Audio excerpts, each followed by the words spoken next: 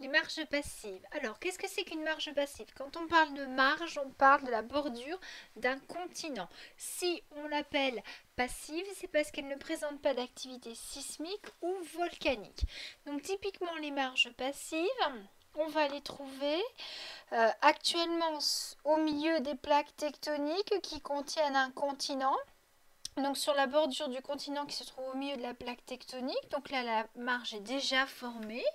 On va les trouver également au sein d'un continent quand on a un rift qui se met en place, c'est-à-dire une fracture du continent et la mise en place d'une vallée volcanique qui va amener plus tard à la création d'un fond océanique avec une entrée d'eau.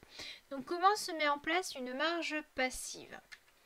Donc avant le basculement du socle, vous avez en gris le socle granitique et en jaune les sédiments antérift. Donc on est ici en surface, on n'est pas sous l'eau. On va avoir un effondrement qui se fait et à ce moment-là, les failles listriques vont jouer. Ce sont des failles incurvées et les blocs vont basculer le long de ces failles. Ce sont donc des failles normales.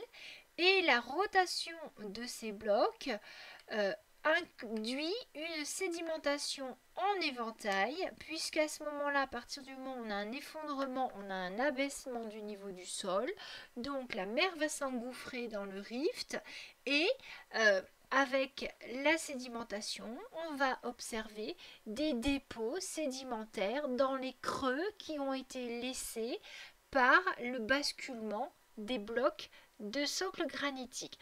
Donc au fur et à mesure que le bloc bascule et s'enfonce de plus en plus, la petite cuvette au-dessus va se remplir progressivement de sédiments. On va donc observer par-dessus les sédiments anté-rift, c'est-à-dire sédiments déposés avant la formation du rift, on va voir se déposer couche après couche des sédiments que l'on dit syn-rift, c'est-à-dire qui se déposent pendant le rift. Quand il n'y aura plus d'activité sismique, que les blocs ne basculeront plus, la marge passive arrêtera de basculer ces blocs et à ce moment-là, les sédiments vont continuer bien sûr de se déposer, mais sous forme de couches uniformes qui recouvrent l'ensemble des blocs. Donc là, on a une coupe stratigraphique qui nous permet de voir que la marge n'est plus active, elle est passive, les failles ne fonctionnent plus, les blocs ne glissent plus.